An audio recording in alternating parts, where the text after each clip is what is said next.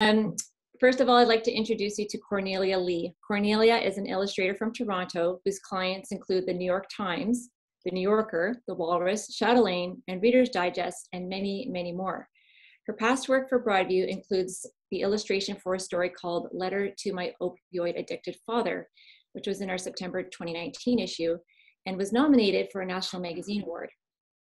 And I also recently learned from poking around her website that Cornelia also illustrates children's books. In our December issue, Cornelia beautifully illustrated our cover story called Stockings and Steamed Dumplings. Second-gen Canadians share their spin on Christmas traditions. So please join me in welcoming Cornelia.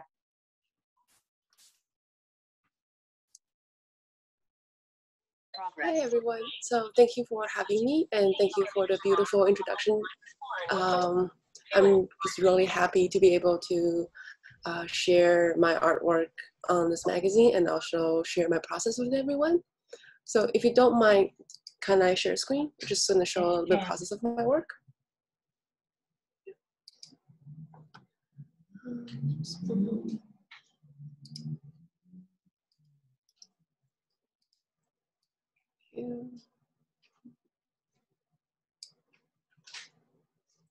So can everyone see? Yes. Yeah. Okay, so this was the December cover. So the concept here is to capture what is it like being a second generation Canadian experiencing Christmas. As usual, I have the fortune to work with Carol, who's always been super helpful in giving me art directions or any sort of suggestions or ideations.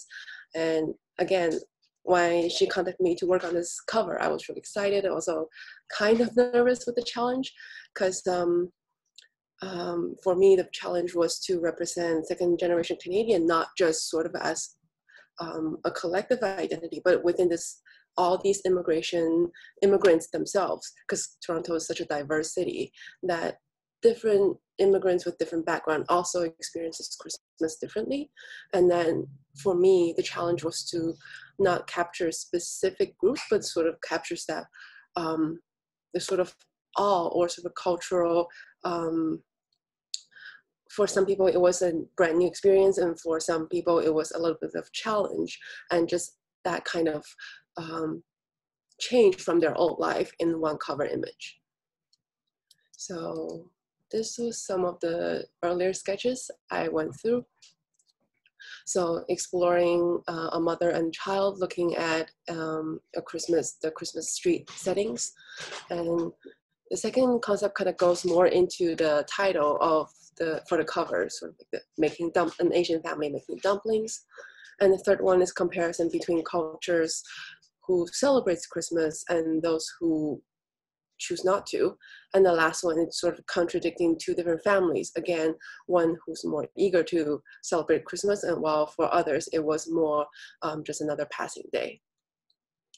So this was the one we went for, and Carol did this beautiful layout, and it worked. I feel like just the way the image worked with the text was really, it's just very captivating. And this was some of the process work throughout the creation. From very early on, I knew that it's going to be a night scene, but I didn't want to make it too dark.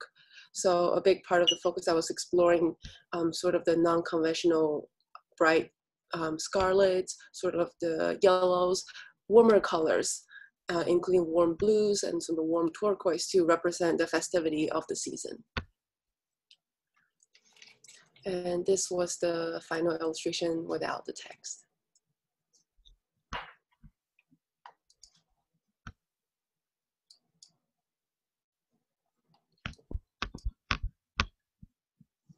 So yeah, that was the process behind the creation of this cover. That's great. Thank you so much for sharing that. Can you just tell people what tools you use? Because I think, you know, when we think of illustration, we think of somebody with a pad and a paper, but I suspect that you're using it's more computer generated. Can you tell people about how it happens? Sure. So the majority of it is done in Photoshop, but I do like to incorporate just hand-drawn elements. So I do create textures using pen and brush and acrylic, and I scan them in and put include those as part of the illustration. I feel like sometimes, even though, I like to work digitally because it's very fast, it's very efficient, but I like to include these handmade marks in my artwork just to give them a more personal feel, or just a more unique visual experience than just another computer generated image. Yeah, okay. When you first read through all the stories, because we had quite a variety from a lot of different cultures and different experience. Some people were from Christian backgrounds and some people were not. I was just wondering what your impression was of the stories themselves when you first started to conceptualize them. Yeah, I think this was there was 5 different stories I was reading, and like you were mentioning, some of them obviously with the Christian backgrounds a lot easier to integrate into this community, and some of them there was a bit of a cultural clash. But I feel like one of the big similarities I can sort of experience through all these different attitudes toward Christmas is the sort of the seeking of human connection, or the yearning for joy, for happiness, and the Christmas holiday season. Doesn't matter what religion or what kind of background they came from. The wish for joy, especially for children, for younger second generation immigrant children, that they wish for that happiness, disregard of their actual background. Yeah. So I think that was why in this cover that the child, whose focal point, she's being fascinated by all the lights and all the festivity around her. Yeah, and it's amazing how when I saw that cover, I thought it was so beautiful, because it's just, you captured this one moment on a streetscape that, you could just imagine that a few seconds later, the child's going to get dragged along and that's going to be the end of that moment. But in that little story that you told on our cover, that wasn't one of the stories inside, it was your own creation. Did you have any personal elements in there, or what just drew you to the streetscape idea? I think that's definitely drawn from my personal experience, because where I came from, it wasn't such like a big deal like here. And when I first moved to Canada, especially, I'm obsessed with snow.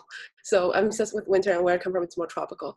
So just sort of the snow, to me, like the snow and then the lights and how that visual glittery, like winter wonderland, I know it's a bit cliche, but the winter wonderland experience, to me, it was just so magical.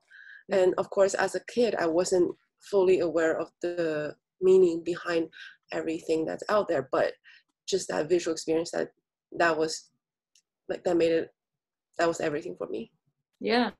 Well, I know from reading your bio that you were born in China, and so this story was almost in a way personal for you, I suspect, too, because as you said, it's not Christmas isn't as big a deal in China as it is here. For sure. Yeah. Do you celebrate Christmas? And if so, do you also have a story of blending your culture from your birthland with the culture in Canada?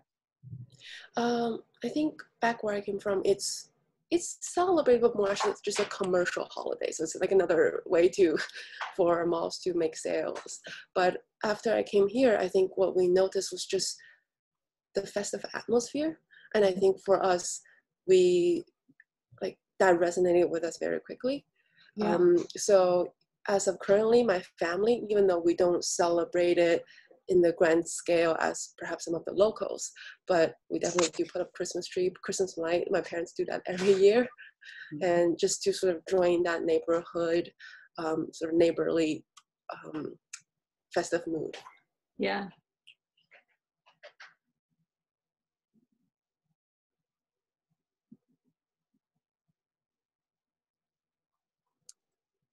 We also have Carol Mosca here, who's our art director. And I just wanted to invite Carol to say a few things about working with Cornelia.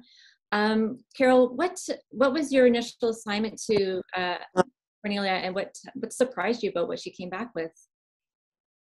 Well, first of all, I love working with Cornelia. She brings an enormous amount of creativity and beauty to her work. It's very poetic. The task was to find the common thread between all of these stories. This is a story about several second-generation writers' memories of their own past and current traditions versus their parents' traditions. And over time, these traditions have changed as the younger generation grows up and becomes more adept at meshing their parents' traditions with the ones that they've taken on as being born in Canada. And in some cases, it creates this kind of tension between parent and child. And in other instances, it creates a new bond between parents and their traditions, over time. So there's a kind of evolutionary quality to these experiences that I wanted Cornelia to get at. And so when she delivered her first concepts, we saw the different covers that she proposed, the 4 different images. Why were you drawn to the one of the streetscape? She so accurately captured the wonderment of Christmas. I'm a first-generation Canadian. My parents are from Eastern Europe, and I remember so well that moment on going downtown to see my grandmother and the lights and being completely captivated. And Cornelia, I think she takes us all back to that moment, whether you're an immigrant or not, that moment of captivation and beauty. And she got to the heart of that parent-child relationship. The parent looks like they've had a long day, they want to get home. And the child is pausing for that magical moment to take in that tradition. That's what Cornelia does best. She creates magic. Cornelia, you also did all the inside images with this issue. Did you have a favorite one that went with the ones that went with the stories? I think my favorite for me, story-wise, was Stephanie's story, just because it just really resonated with me. I have a younger brother also, so it's almost an exact replicate of my personal experience. My brother being younger, so he's more immersed in the local culture here versus me, who's a bit older when I came here. So there was definitely that transitional period. So just with him being here and that sort of like family experience, it was, yeah. This is the one. So that was definitely my favorite story. Yeah, great. Well, it's wonderful, and I wonder if there's lots of great comments here. I don't know if you've had a chance to take a quick look, but people saying that it is interesting to know the step-by-step process that you undertake to get to the finished product, and lots of appreciation expressed for you there. So that's great. Any final thoughts or any other questions from the group? We do have a bit more time if anybody has a question.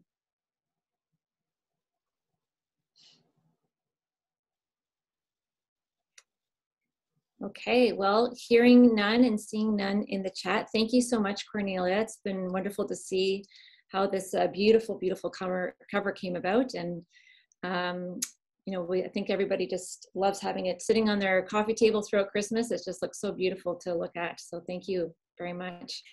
Thank you for having me. Thank you. So we're going to move next to J.B. McKinnon. J.B. McKinnon is an environmental journalist living in Vancouver. His most recent book, The Day the World Stopped Shopping, imagines what would happen if we were all to suddenly reduce our consumption. JB is also well known for his 2007 book, The 100-Mile Diet, co-written with his partner, Alyssa Smith. In our December issue, JB was interviewed by Julie McGonigal about his newest book, and I believe he's going to treat us to a reading from it. So please join me in welcoming JB McKinnon. Thank you, Jocelyn, and thanks everybody for coming. Cornelia, that was really wonderful for me as well. I work with a lot of magazines, but I don't really get a chance to see the work that goes in behind the scenes on illustrations for my pieces or covers of those magazines. So that's wonderful to see. So as Jocelyn said, I'm going to do a quick reading. My book is actually really mostly driven by storytelling from around the world. I went around the world to try to explore this question of what a lower consuming society might look like. But in order to make sense of that, you kind of have to know why I might set out to do that in the first place. So I'm going to just read a little bit from the start of the book about why this is such an important issue. The 21st century has brought a critical dilemma into sharp relief. We must stop shopping, and yet we can't stop shopping. At the turn of this new millennium, according to the United Nations panel of experts on international resources, consumption quietly surpassed population as our greatest environmental challenge. When it comes to climate change, species extinction, water depletion, toxic pollution, deforestation, and other crises, how much each one of us consumes now matters more than how many of us there are. The average person in a rich country consumes 13 times as much as the average person in a poor one. In terms of environmental impact, that means that having a child in the United States or Canada, the United Kingdom, or Western Europe is equivalent to having 13 children in a country like Bangladesh, Haiti, or Zambia. Raising 2 children in a rich country is like having 26 kids in a poor one. For decades now, we've witnessed a near continuous increase in the consumption of every major natural resource, from oil to gemstones, from gravel to gold. We're using up the planet at a rate 1.7 times faster than it can regenerate. If everyone consumed like the average American, it would be 5 times faster. At this rate, by 2050, resource use will have tripled in the 21st century alone. Here and there, we ban plastic bags or plastic straws. Meanwhile, plastic production overall has been increasing by leaps and bounds, growing more than twice as quickly as the global economy. The clothes we buy today add up to an annual mass of apparel totaling 50 million tons. A falling asteroid that size would reduce any major city to rubble and trigger earthquakes around the world.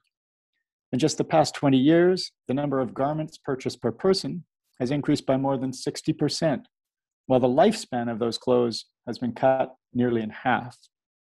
Even if you harbor doubts about how accurately we can measure our voracious consumer appetites, it hardly matters.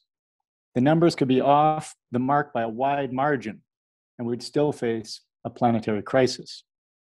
Countertops are bigger, beds are bigger, closets have doubled in size. The technosphere, everything we build and make, our stuff, is now estimated to outweigh all living things on Earth. Spread evenly across the surface of the planet, our possessions would amount to a 50-kilogram heap on every square meter.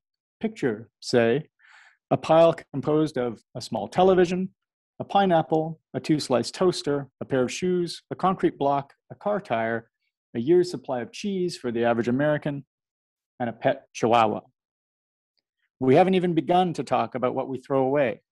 The annual output of garbage in the United States and Canada, loaded into trucks, could circle the equator 12 times.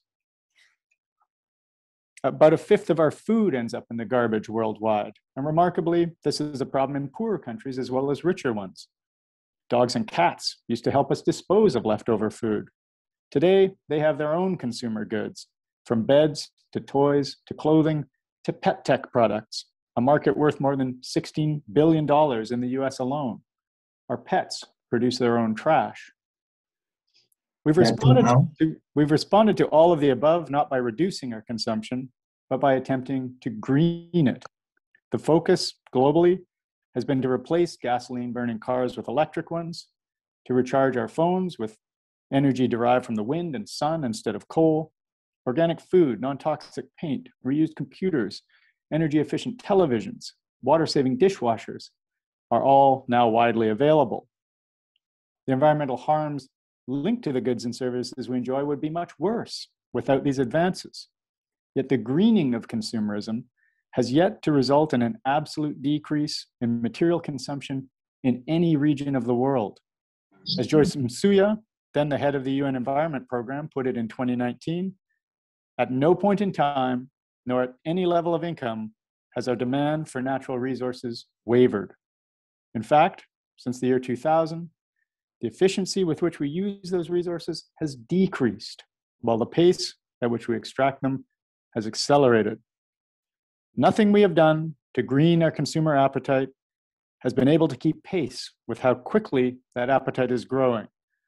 to the point that the unwavering dedication to greening has become peculiar, if not absurd. If we wish to lessen the harms caused by consumption, why not consider consuming less? Thank you. Wow, that's a startling, startling lot of facts that you've just shared with us. It's a lot to take in. I'm kind of like, oh my gosh.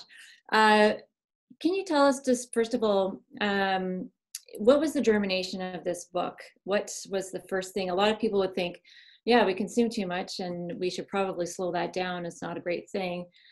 But like that'll happen and then might move on. But what made you want to really go in and look at this?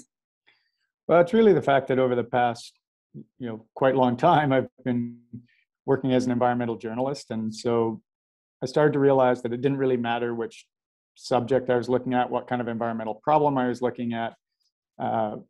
We often just didn't look at the root causes of that problem. The root cause was the consumption of one or another kind of product. I mean, if we talk about deforestation, then people will sometimes say, well, we have to stop logging. We have to stop cutting down so many trees. But I mean, we don't cut down the trees for fun. We cut down the trees.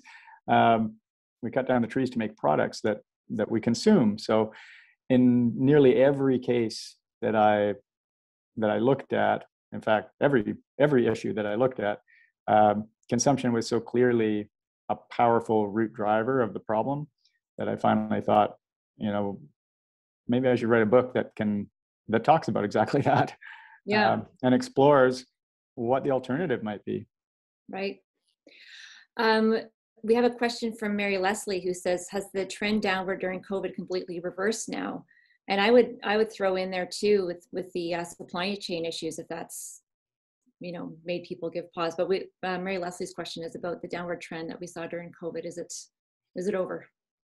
Yeah, it is over. The downward trend that we saw near the start of the pandemic was really interesting and became a pretty integral part of my book, because it really was a moment when the world seemed to stop shopping, and there were so many different effects from that. But since then, consumption of goods has actually increased to levels higher than prior to the pandemic, in part because we were shut off from being able to consume services, so we consume goods instead. But the expectation is that we'll probably set a new record for consumption worldwide in 2022. Ellen Hux has a question asking what you have stopped consuming. And I would love to know what, Christmas looks like in your house. Well, I come from a little bit of an unusual background in that sense. My family and, my parents and my brothers and I actually stopped giving gifts for Christmas way back when I was a teenager, and I've never done so. So at this point, Christmas is just we make an effort to get together if we can and eat a meal, and there'll be some gift giving for children in the family, but none of the adults exchange gifts, and we haven't for a couple of decades now. Overall, I mean, I live a relatively simple consumer life. I'm certainly not I'm not a saint in this regard, but the book has certainly got me thinking more about, not so much about what to give up, but how to consume a little bit differently, and mainly with a focus on fewer but better goods, services, and experiences. So if I do need to buy something, then I'm going to try to, if I feel like I actually need it, I'll try and buy it either used, or I'll try and buy something that's going to last a long time. I will, I'm trying to pay for fewer consumer experiences, but make sure that they're meaningful to me. And this is particularly true, I think, of experiences. So one area where I suspect I'll make significant changes is in travel, where I likely will travel less, but travel in a more engaged manner in the future, so that I'm making sure that if I do travel, I'm getting the most out of it that I can, and not just tumbling down this road towards traveling so frequently that I can't remember, the place I was in Can't remember one report from the 3 next trips one. ago. Yeah. So we have a question. Michael McTavish would like to ask a question. So go ahead, Michael. Great. Thanks, James, for that insight there. I'm just curious, through your research, if you've seen any differences in the changes in the rates of consumption between different sectors. So consumables, for example, versus clothing versus electronics, and over the last 20, 30 years, are some things particularly taking off and really driving that consumption? It's really like more of everything, I'm afraid. but there are still changes in the pace of acceleration. So, obviously electronics have really increased, and digital consumption, so the consumption of entertainment online, games, all of those sorts of things have increased pretty dramatically over the last while. But remarkably, not much fades away. Consumption tends to increase in every direction, because we have a system that's built to require more and more of it every year. So that seems to be the trend pattern that everything follows. Overall, there has been a bit of a shift, particularly in wealthy countries, away from goods and towards services and experiences, but that's not really coming at a significant, certainly it's not decreasing the impacts of consumption. Okay, we have a comment and a question from Julie Lee, who says, it sounds like we're doomed. Are there any real solutions, especially given the growth in the global population? Yeah, I wouldn't say we're doomed. The book, one of the things this book looks at is, are there ways that we can change this consumption-driven system so that we're all consuming less and still able to maintain, a good quality of life? And I certainly think that's distinctly possible. It's just that we really haven't been talking about this topic. It hasn't been at the center of conversations about sustainability even for about 20 or 25 years. So it's certainly it's time to have a lot more conversations like this one, I hope, where we'll start to consider how do we shift the system away from this trend towards more and more consumption, and particularly this trend towards cheap and disposable versus higher quality and longer lasting. Mm-hmm. That probably brings us to Maureen's comment, which says it is often cheaper to replace than repair, encouraging people to buy more. Have you found any municipalities with policies that require or encourage repair? I haven't found any municipalities particularly, but the Sweden, for example, reduced taxes on repairs versus new products. So that helps encourage the repair sector there. Europe in general is really talking about right to repair type legislation.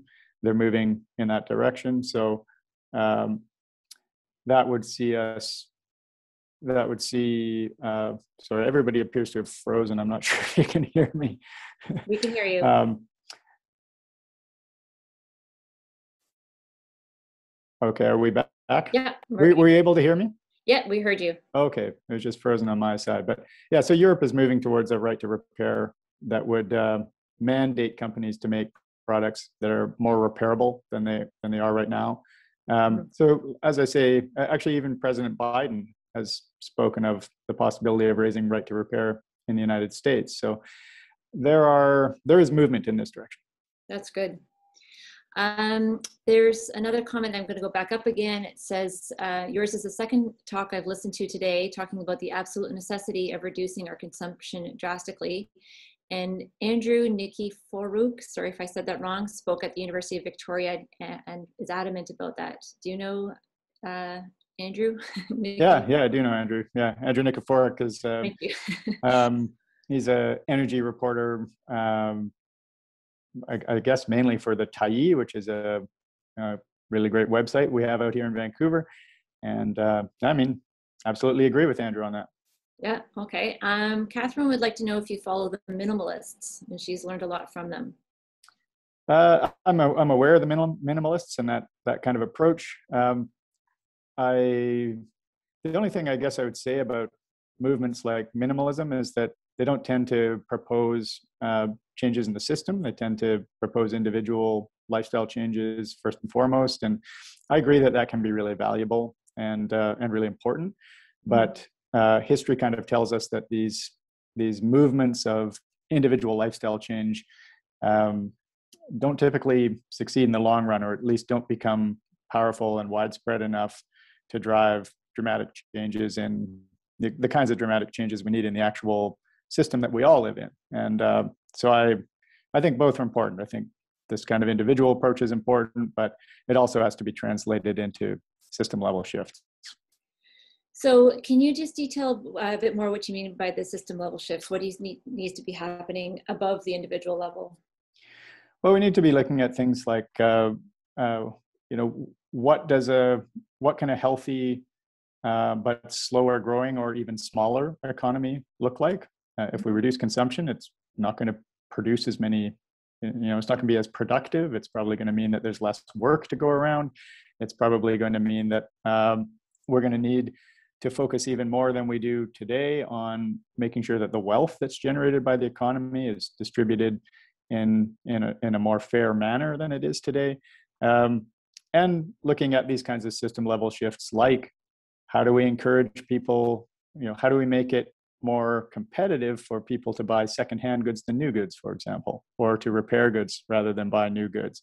What kind of legislation or policies or subsidies or taxes can we put in place that encourage the production of durable goods rather than cheap and disposable ones? So there are all of these kinds of shifts that have happened over the last 20 years and really far beyond that, that have been accelerating consumption. So how can we start to reverse those processes? Okay. We have a question from Helen, who says, what is greenwashing and what is ELCO? I've heard these terms as recently as last week in a climate change webinar, and how are these concepts related to consumerism? Well, the terminology is changing all the time. I don't know what ELCO is. Greenwashing refers to, maybe there's somebody on this chat that can, but greenwashing is when a company markets the idea that it is greening its goods or services, the production of its goods or services. So, for example, saying that maybe a clothing company would say that it's switching to organic, but maybe it's switching to organic with 1% of its cotton supply. That would be an example of greenwashing, where you are you're pretending that you're moving in the direction of a greener approach, when in fact it's not that authentic, or your environmental impacts are worsening overall, even as you pursue some aspects of greening the production of the goods or services. So that's greenwashing. ELCO, I'm not sure. Google it. I don't know. Google it. Yeah. I'm not sure either. I'll have to look that one up.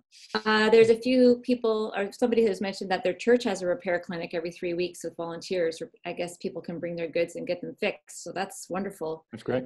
Initiative. And the CFUW has a resolution to present to the Liberal government regarding the right to repair. That's great to hear. Yeah, because I haven't heard a lot about it in Canada so far. I do know that there are, like Vancouver has a kind of fix-it workshops where people with skills are available to people who aren't as experienced, and can help people fix all kinds of different things. But right now that's obviously very small scale, and we'd sure like to see the Canadian government at the federal and provincial level, and in the big municipalities, start to look at how to integrate this, how to make the repair sector a more significant part of the economy overall. Yeah, it seems like that's okay with the corner repair shops are disappearing sometimes. Shoe repair and so on. I was really interested in the interview, and you mentioned it in your introduction as well, about people in the developing world, and the kind of maybe the more conventional thinking is that we're trying to help them develop and become more able to have more spending money, and and so on, and become, you know, big spenders like us. But in fact, you're arguing that we actually need to consume less and be more like them. And you've traveled the world talking to people about this. Can you just give some more insights about Yeah, the I mean, disparity? it's probably it needs to go both directions. I mean, certainly there are people around the world who really do need to consume more. There are many people who are unable to meet even their own basic necessities. But in order for that to happen without compounding the problematic impacts of consumption that we see right now, we in the wealthier world are going to have to try to find ways to reduce our consumption, I think. And that doesn't mean that we have to return to, you know, some kind of state where we have, you know, hardly any belongings and are living just the most rudimentary of material existences. I mean, a country I went to look at this was Ecuador, where if we all lived like the average Ecuadorian, we'd be able to meet that lifestyle for everybody with the resources that we have on the planet right now, which is certainly not true if we all lived like the average Canadian. But you know, that Ecuadorian lifestyle is also currently categorized as a high level of development by the United Nations. So there are countries out there, mainly poorer countries, that are doing a much better job of translating consumption into quality of life than we are. We are consuming more and more every year, but it's not adding a great deal at this point to our quality of life or to our happiness. Some of these poor countries are doing a much better job of that. And that lifestyle in Ecuador is, it's always kind of hard to describe because it's very much like the way we live, but a little bit less of everything. So, you know, there'd be very few households that would have two cars, for example. People in the average Ecuadorian would probably have flown in airplanes rarely, if at all.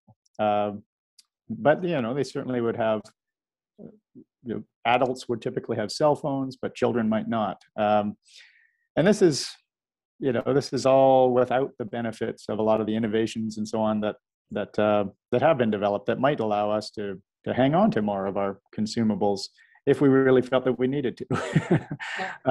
But yeah, it's a lifestyle that would be very familiar to people who remember the 60s, the 1970s in Canada, when people were consuming dramatically less, but you know, the quality of life was quite good for a lot of people in that era. Yeah. Okay. Well, we're going to leave it there. JB, thank you so much for your time. My pleasure. Everybody should know that JB's book is available at just about any bookstore or online retailer. Of course, you can also go to the library if you would like to consume less and try to find it there. But we will post a link to his website in the chat. And it's just wonderful to have you here. Thank you so much. We're going to move along to Meagan Gillmore. Meagan is a Master of Journalism student at Carleton University in Ottawa, who has already written for The Walrus, CBC, and TVO.org. She's also the host of a podcast called Connecting Disability. Before she went back to school, Meagan was a reporter at the Yukon News in Whitehorse and a copy editor at Brunswick News in St. John, New Brunswick, and a national labor reporter for Rabble.ca.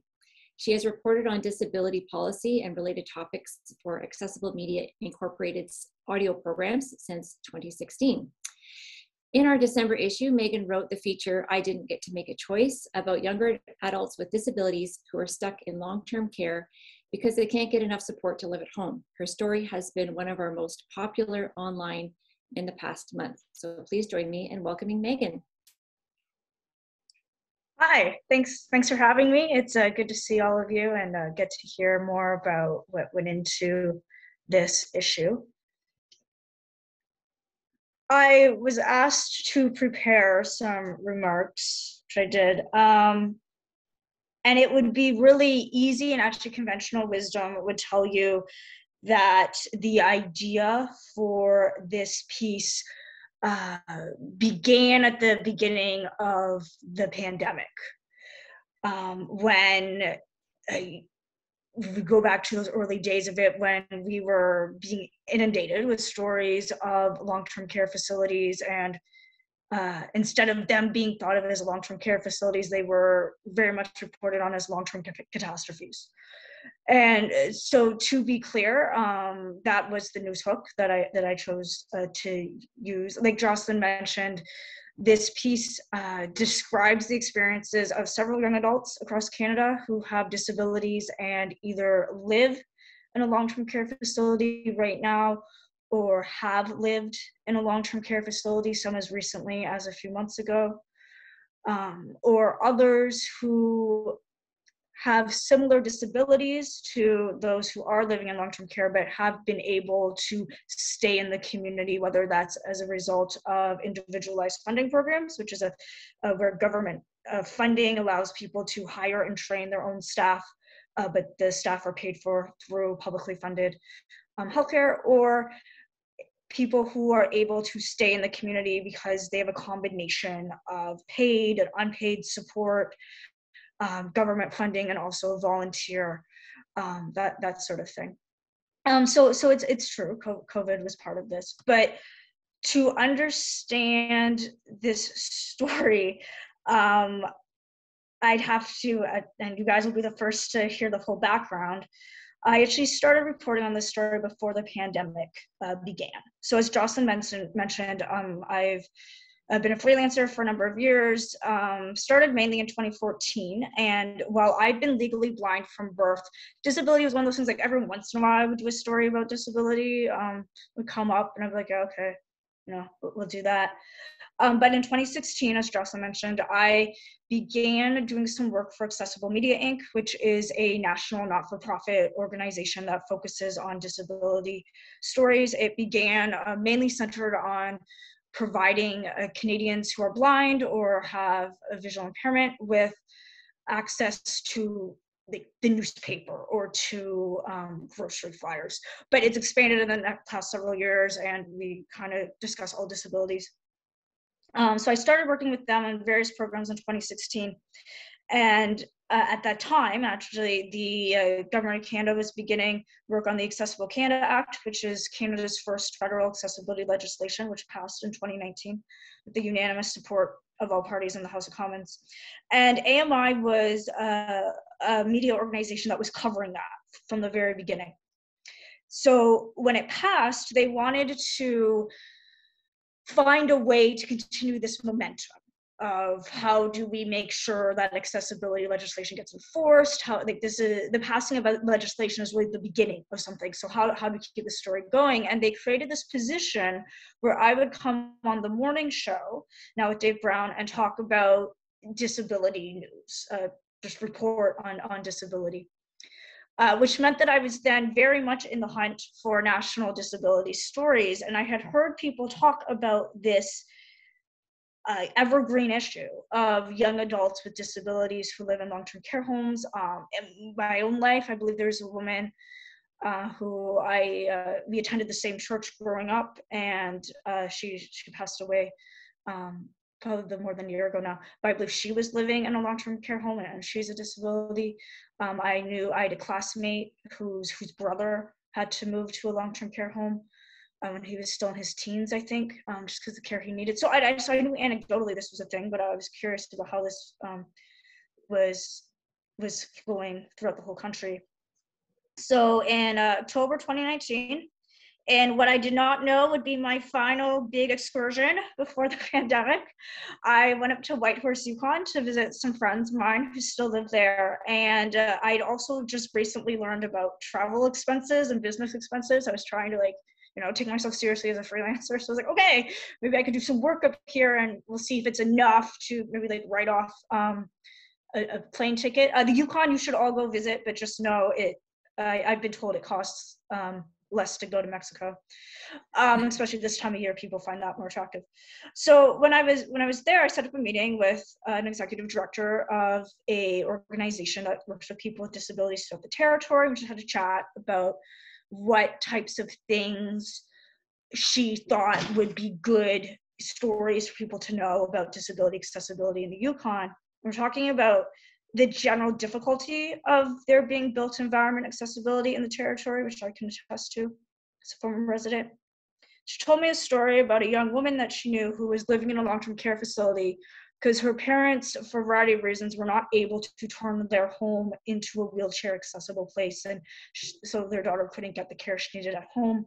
And she'd been living in in this White Horse seniors home for a while, and that story stuck with me. So when the pandemic started and I decided I wanted to pursue this specific topic more, I reached out to her and asked if we could set up an interview.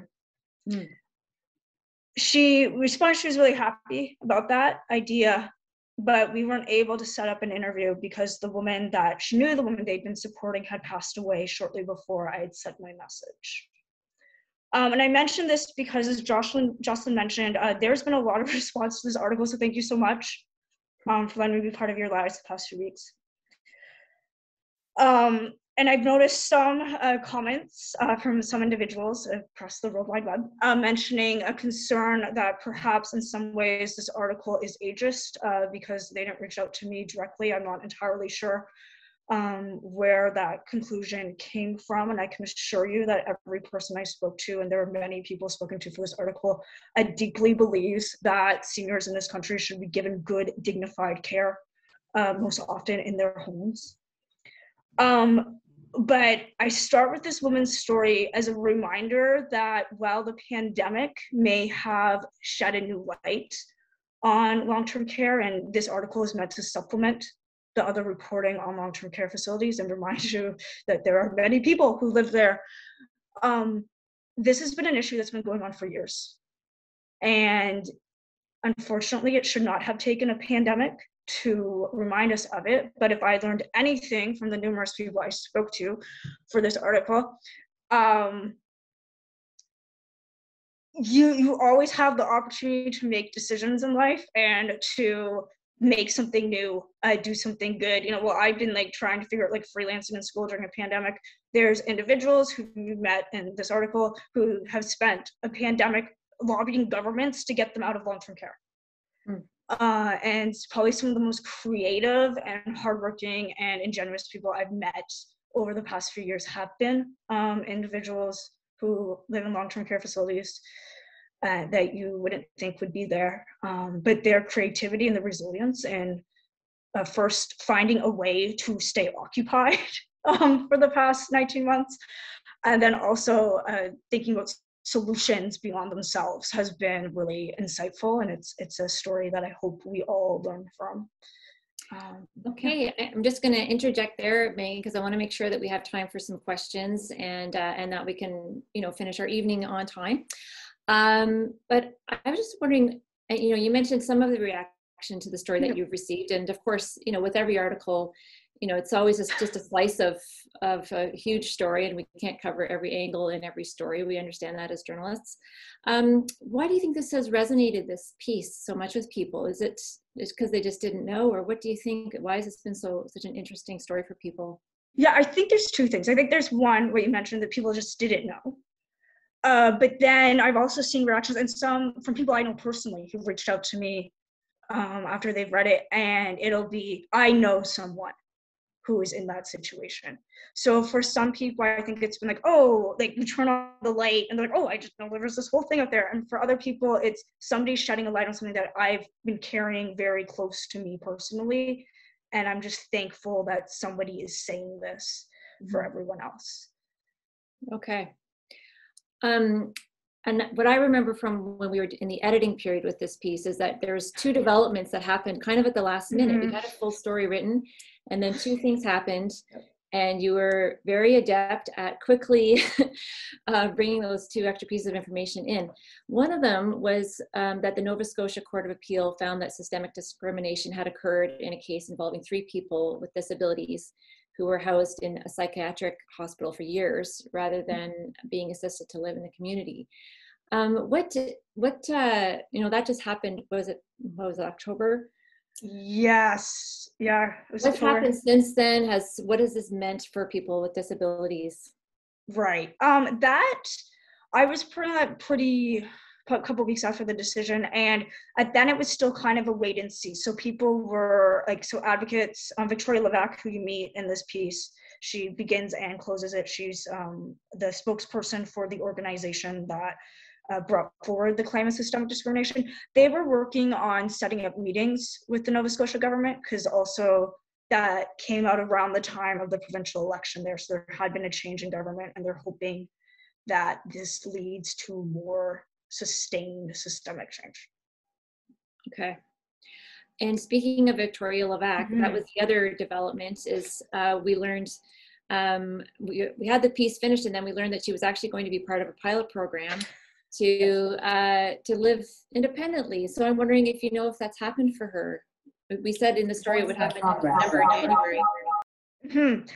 So it was one of those moments as a reporter where you have, like, as a person, you're thrilled. You're like, oh, this is so good for you. I'm so happy. And then as a journalist, like, and now we have to change, or like, what do we do with this whole 3,000 words that we've written?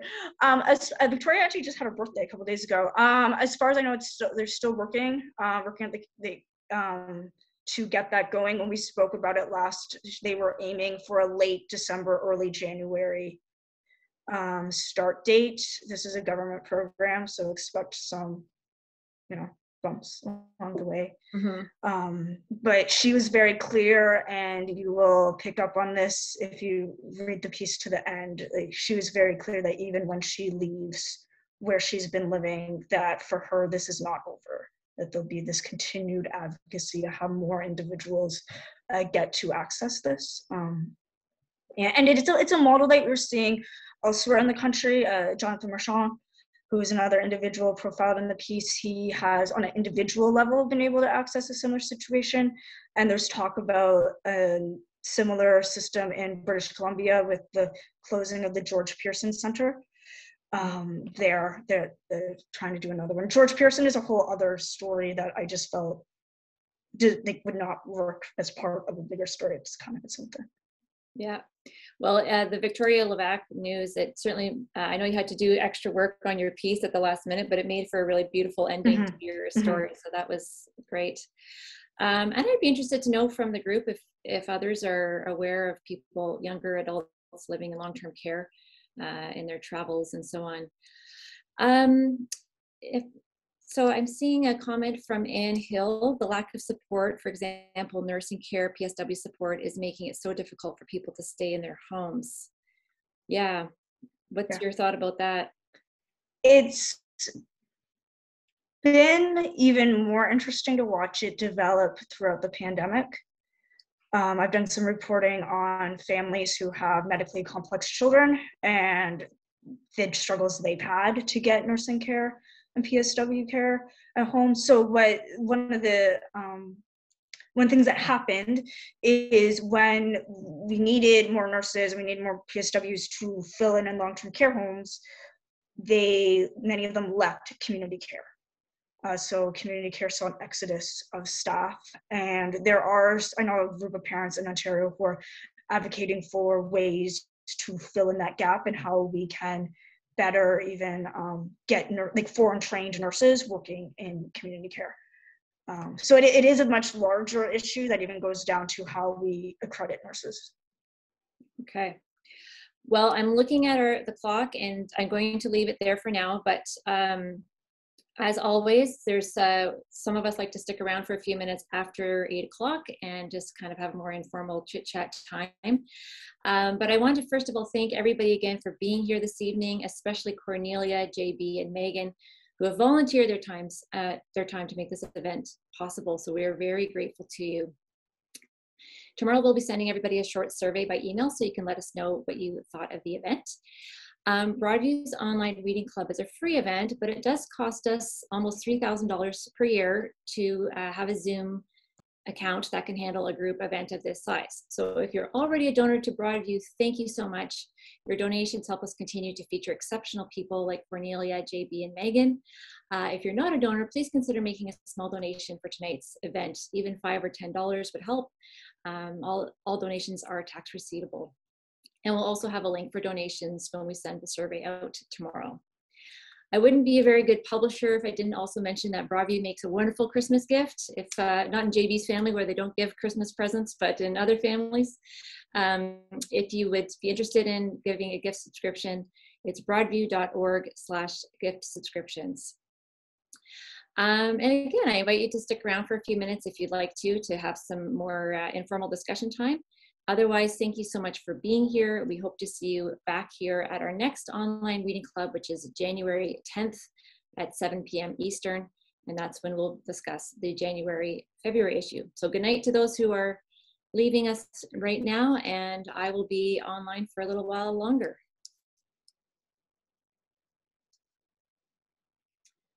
I'm going to put this back on the gallery view.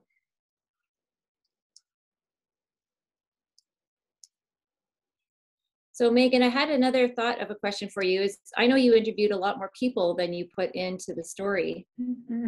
So how did you choose which ones would best tell the story?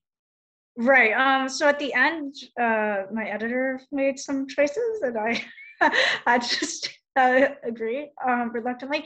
Yeah. So it was a lot of the people I spoke to were also people involved in like providing support, so like support agencies or family members. So I was mainly talking to them from more of a contextual background, just to understand it more. So it really came down to me, like who had the closest relationship with the subject. So if you were living in a long-term care facility or you had once lived in a long-term care facility, you got bumped to the top of the list. And then from there, it was the editor's call. Yeah. And I wasn't the editor on your piece. I just want to clarify to everyone, because Gilmour was the editor. So, yeah. So I'm hopeful that I'll be able to take the information that didn't make it into this piece and maybe repurpose it for something else down the line. Yeah. Because there are a lot of people. There's a sub-story in this topic has to do with multiple sclerosis, and individuals with MS are often those who move to long-term care facilities when they're younger. And I've been told by researchers that they are an overlooked but invaluable source of information to just understand long-term care facility systems and how things have changed over time. And they have a lot of good insights on that. That's interesting. Yeah. What, I know you covered disabilities a lot, so what are some other major themes of stories that are emerging right now? What are the hot topics? Right, this is hinted at in the piece, and this is we could go on for hours on this one. Canada passed Bill C-7 in March that changed the criminal code in terms of medical assistance in dying. That was a big topic for people with disabilities. There's a lot of concern expressed around that. So that is in the background, I think, in probably everybody's mind when you talk to them about disability support. We have a new government. You may have noticed that people with disabilities were not mentioned in the throne speech, despite the fact that the government had said, and the Liberal Party had said in their campaign, that they wanted to create a national disability benefit. That is a big discussion. There's a lot of petitions going around to have that be brought up quickly in the House of Commons. We'll see if that happens. Accessibility legislation is always something that will come up in different provinces. And then like, I'm saying this from Ottawa, so I'm in Ontario, like through the AODA, and nobody actually believes the province will be accessible by 2025. So with every like new province that introduces accessibility legislation, everyone else is like, well, yeah, but so those are some main ones. Yeah. Anybody can jump in here. I don't have to ask all the questions, so just feel free to unmute yourself and jump in, or if you want to put a hand up and do that, please do. There is a question from Alan in the chat, but I'm not sure, is JB still here, or did JB head out? I think he may have headed out, but I was. Sorry, Alan. Yeah, I was just curious. You know, David Suzuki talks about giving up. You know, a lot of travel now. Doesn't take jet planes because his children challenged him on it. And I was just wondering. JB said he went around the world in his research. And that's a carbon footprint, I would think. Mm-hmm. And just curious to know, you know, on reflection, what he thinks of that. Yeah, I think he has addressed that in different interviews. I don't want to speak for him, of course, but he does address that, and he also addresses the complexity of selling a book, a product, but you know, wanting to convey his ideas as well. So there's. You know, there are some. Well, I think books are a much smaller footprint than a trip around the world. Sure. Yeah. Good point. Yeah.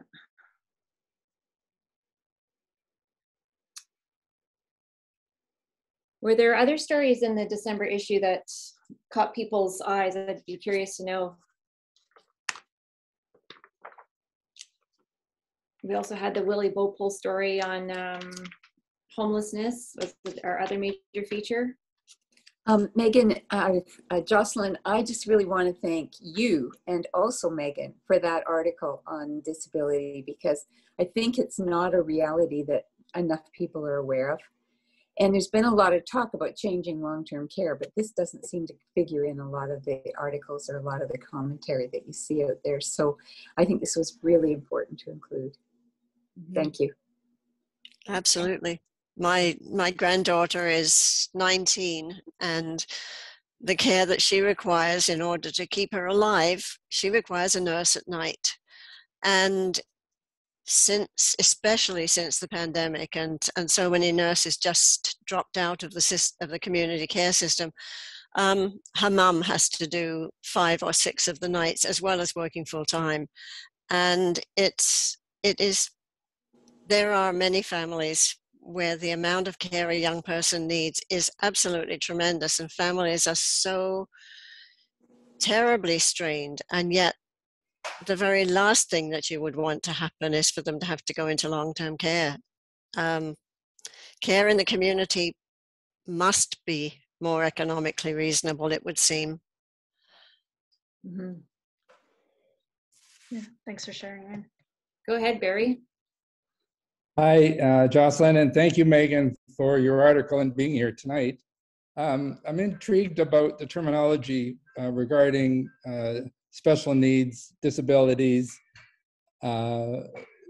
various terms, and I'm struggling to find something that's not offensive. Right. Do you have recommendations at all? Sure. I get asked this question a lot. So do you want my snarky answer? Yes, Or, please. Yes, please. Okay. So my snarky answer is that there's like very big existential questions that people with disabilities are facing, especially around things like poverty or like access to healthcare, like life and death questions. And I wish that we could divert maybe even a small bit about the attention that we spend discussing language into addressing these larger social issues. That said, I think I get the heart behind the question. I, as a person, after many years of a lot of work and patience with other people, I've just made the decision to work really hard to just not get offended by people's language. Because I think if you're a person with a disability and you're always getting mad at everything people say, the issue is with you, not with the people.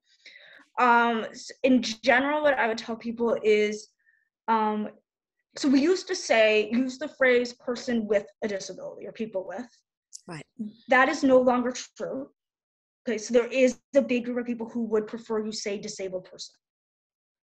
So a good rule of thumb is like when I'm reporting, and I'll call people and like we'll be fact checking things. I ask them actually just what do you prefer? Do you want person with or disabled person? And then typically I found people aren't afraid of the word disability. Typically someone who has a disability isn't afraid of the word. It's often friends or caregivers who find it a little offsetting. So people of my age, like we're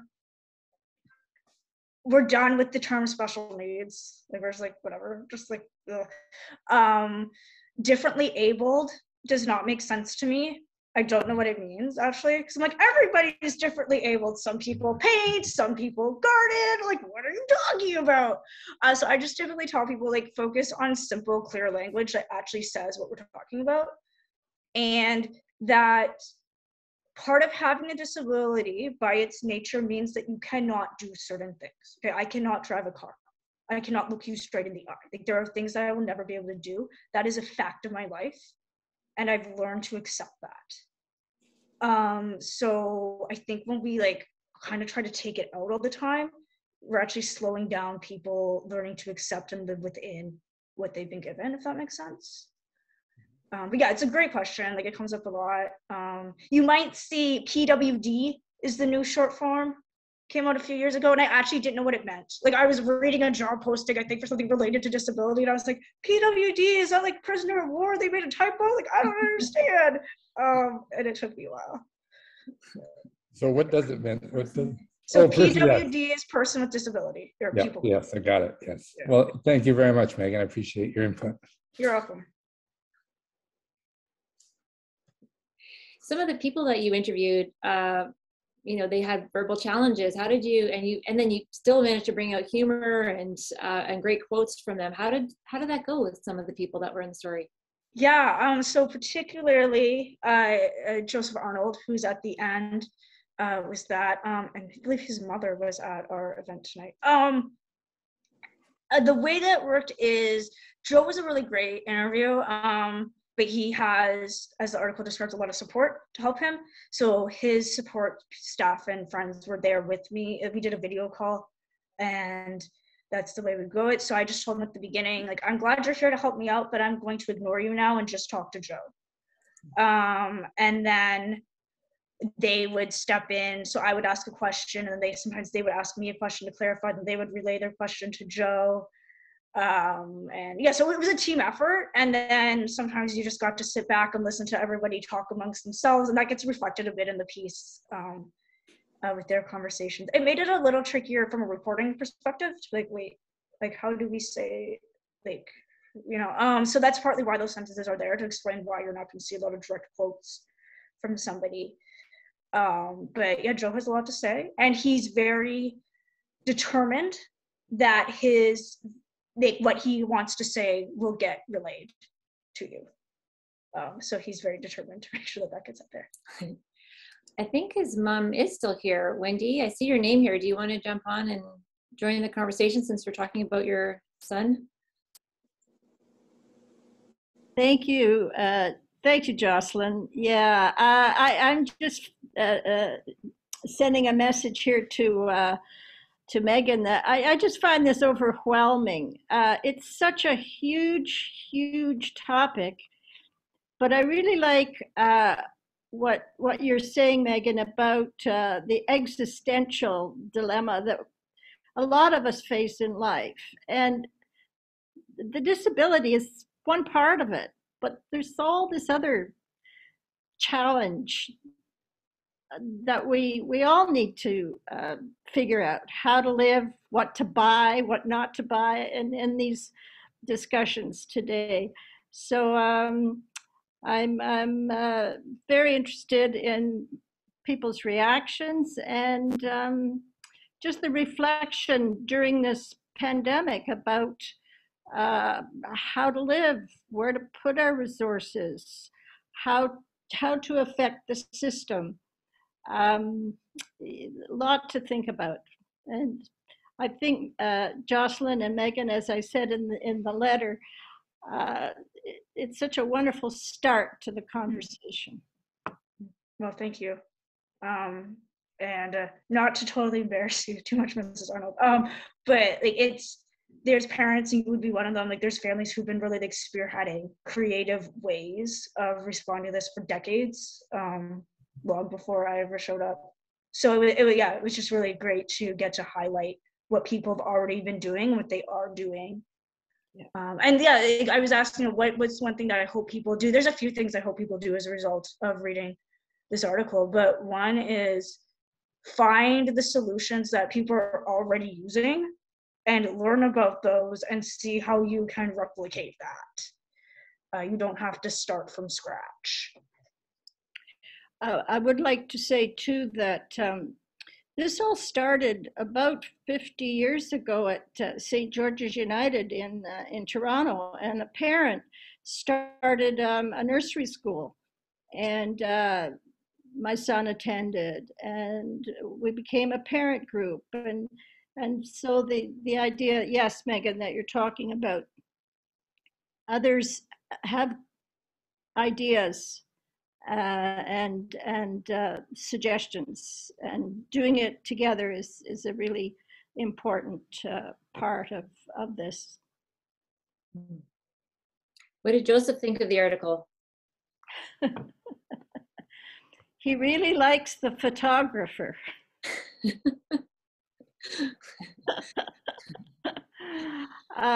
Yeah, he needed a lot of support to communicate. And my suggestion was that Megan write her questions ahead of time and email them to his coordinator, and that possibly some answers could be determined before the interview. And I left it there. And I was very impressed to be left out of the process. I think as a parent, that's what we all wish for our children, to be able to carry on. And I'm feeling pretty good that that's going to happen for my son. Great. That's great. There's a comment here from Kathleen. Kathleen, do you just want to hop on and I mean, I could read your words, but I think you could say them also. You're still here. There we go. There. No, I was just commenting that my son is in his 30s and he's been disabled his whole life, like mentally handicapped. So for him, like because I've been involved with community living, I knew there's waiting lists, and that's why individuals end up in nursing homes and places that they shouldn't be. But if their parents pass away in an emergency, that's where they get put. And luckily, my son physically is fine, doesn't need a lot of intervention or meds, but he wouldn't be able to live alone. So I'm trying to come up with solutions, but there's a lot of, like, I got funding, like through originally community living, and then it became individualized funding from the government. So because I just want to be able to see him in a living arrangement eventually before I pass away, you know, like and you can't wait till the end to work on these solutions. So I just think it was always on my mind, how will he manage when I'm gone? Mm-hmm. It's a tough question. It is, because the government doesn't have a lot of solutions. There are group homes, the waiting lists are huge and getting longer. So, and what happens is, even in the group home situation, if some parents pass away and an individual is left, they get bumped to the top of the list. So you're never going to make it to the top unless there's a crisis or emergency. So that's why I look for solutions myself, because the government doesn't have all the answers and they'll be flooded. You know, you look at the aging population, and I don't know, it always scared me. And I thought, I want to see my son living happily before I'm gone, you know. Yeah. And his brother has always said he'd look after him. And that's fine, but that's a huge responsibility. And I want to put things in place to make it easier for him. You're his mom. Yeah. Yeah. And darn it, I can't live forever. Betty, did you? Yeah, go ahead, Betty. I just want to share just a couple incidences in my life. When I changed careers, I became an accountant, and my first job was with Disabled People International. And that was a time, it was started by an organization, by two men in the city here. And that was a time when disabled was not an acceptable word, but they named it themselves. It was the most, it changed my life to be around people internationally with severe disabilities fighting for their rights. And another story that I stuck with me, I taught at our local college, and I was standing at the desk, and there was a lady standing beside me. She was so excited. She was there at 8 o'clock in the morning or whatever time. She was going to make sure that her, I think mostly mentally challenged son was going to get into a program that the college had started for students with learning disabilities. And I just felt like crying. So I've had some amazing experiences with in the community, and it's led to my daughter having a career internationally too. But anyway, that's my sharing about myself a bit. Thanks for sharing that. I also got a direct message here from Virginia, who wanted to share a few observations. So Virginia, if you're still here, go right ahead. Yes, I am. Over the past 20 years, I've done quite a bit of volunteer visiting of people in long-term care. And my congregation was part of a group of congregations that sent a team of volunteers early Sunday mornings to accompany people to worship in a long-term care facility. And just one observation I would make is, and this comes from a couple of nurses who are friends of mine, that long-term care is dramatically different from what it was a generation or so ago, because people are living longer and their needs are, in elderly people, are great and they're able to survive, but they're dealing both with dementia and serious physical conditions. And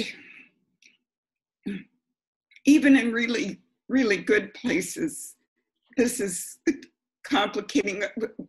And a couple of the ones here in Winnipeg used to be more like, well, one is called the convalescent home. And that would be where you would have gone after a hospitalization or serious injury and recovered for a while, and then gone on to your home. So there wasn't this, the expectations were just quite different. One nurse told me recently, you know, people used to still be driving when they came here. We had to have a parking area for residents' vehicles. And now, I mean, it just makes me realize how very difficult it must be for much younger people to be with the people living with the kinds of difficulties that I'm mentioning here. And what a challenge we have. And our government here in Manitoba has regarded the main health care challenge as balancing the budget and cutting expenses. So we need a lot of political action from interested people. Yeah. Sorry for going on, but no, great points, and thank you very much for sharing. Yeah. Yeah, I even think, you know, if if an individual, a young individual ends up in that situation, like, I think in terms of my son, and I will tell you, he'd be irritating because he plays Disney videos over and over all day, all night. He would, and so he wouldn't be allowed to do that, I'm sure, because he'd be bothering people. Just the same as even if he got a group home situation, he'd be annoying because of this habit. So, and that's why, and in any situation where you're thrown in with other people, it doesn't mean you're going to get along with them. I might not, and why should he? Like, we all have different personalities. So I kind of think it's important to find the right solution that works for them, that allows them the most they can enjoy of their life, especially at a young age when they have so many years ahead of them. Yeah. But it's frustrating because I know, the government doesn't want to spend a lot of money on this, and the right solutions won't be cheap. I also know that in Toronto, like from community living meetings, Toronto is really pressuring any builders. New condos, new apartments have to have a certain percentage of not only affordable housing in it, affordable units, but accessible units. And I think, this should be a requirement for all developers. Yeah, just building off on that, like that is That's a big theme that comes up when you talk to people more. So Chloe Atkins, who's a woman that's quoted in the piece, she talks about that a lot, that those things didn't make it in. But she also mentioned, because she uses a wheelchair, the importance of when you're making a, let's say, wheelchair accessible apartment, like it all has to be wheelchair accessible, right? So she's like, so if I need to go to my child's bedroom and, you know, like hang out with my kid, like I need to be able to get in there.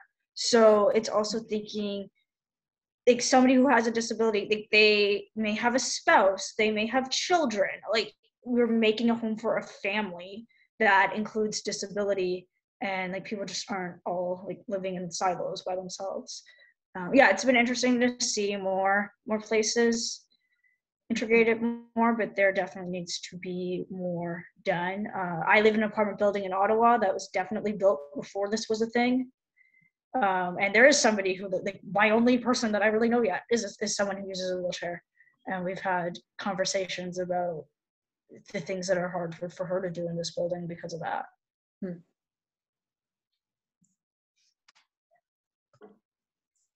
Betty, did you want to tell everybody about Riverview Health Center? I hope I'm not monopolizing conversation, but I worked at Riverview Health Center for about 2 years before I had a chance to work at IDRC in Ottawa. But it was established, it started with when the immigrants came, which my grandparents would have come with my mom, they built there was an old house there with a veranda, and it started medical care for the immigrants because they were living in a tent in the winter with little jackets. And then they built the King George Hospital, and that was demolished after the polio epidemic, and they built the Riverview Health Center. But anyway, it was an amazing experience. The staff were just amazing to the residents. I can remember the people with Alzheimer's laughing because these people still tease them. And I'll always remember the manager who said to me, Betty, when we get to homes like this, we will not be happy bouncing balls and balloons. But the president was amazing. He said everything was to service the people there. It has a great foundation that has supported various things. If you go there now, there's a huge area that's converted to represent kind of an apartment. It's got a stove and a little fridge and just a few chairs, and it replicates a house. And then there's a safe outside area. And another amazing thing, there was a beautiful park. There is a beautiful park out there. And pardon my phone. And the resident said, it's so hard to take our family members to another green area. So the foundation paved pathways through this park. And it was just amazing. And so they can just go sit there on a park bench, put the person in their wheelchair, and away they go. And they don't have to get into a car and take them somewhere green and listen to birds. So I could go on. And I will say one thing, maybe this is racist, but, well, it isn't racist. I don't know where that facility would be without the amazing support of our, I forget the name of the culture, but they're just so wonderful with aging people, sick people. It's just so, anyway, and the president was just amazing. He just knew what was going on. They had the Polio 53 Club there. People lived there their whole life after having polio, and they were just treated royally. So anyway, it was a really good experience. And to this day, it's even getting better there as much as they can. And our church used to do a service there once a month. I don't know why we don't do that now. It seems to be they're doing something else. But anyway, but it's still, as you say, it's not for young people. So that is a big problem still. It's heartening to hear. Yeah. Meagan, I'm going to give you any final thoughts, and then I'm going to wrap up our wonderful meeting tonight. Sure. So talk about like what I think people can do, and I think a lot of those things have been mentioned already. Find a way that you can go visit people who live in long-term care homes. You can there is the political side of it. Like you can write your MPP or MLA or lobby on like a federal level. There's also there's human beings who just want friends. So something like that. And then for me, it's been really interesting having this article come out in December we also, like, that's where we have the International Day of persons with disabilities earlier in the month. But it is also the season of Advent. I'm a Christian, and yeah, to think about the fact that, like, God becomes a man, becomes a human, and becomes confined to a physical body. If you say you are a Christian, if you are part of a faith community, I hope this article makes you think about, hey, how are we including people with disabilities in our community, and what can we learn from them, and why did we stop the service at the long-term care home, and how can we get that started up again? I think tomorrow will mark 3 years since my grandmother passed away, and being her granddaughter meant that when I was visiting her and my grandpa and they were leading music at a church service at a long-term care home, it meant that I had to go with them. I was expected to do that as a good 12-year-old. And yeah, I do hope that this sees more churches being involved with long-term care, because if churches aren't, I don't know who else will be, to be honest. I'll just say amen to that. Thank you so much, Megan. And thank you for everyone for being here. And we won't see you again until the new year. So Merry Christmas and blessings on all of your families. Thank you so much for coming tonight, and we'll see you again. Take care. Be well. Good night. Goodbye.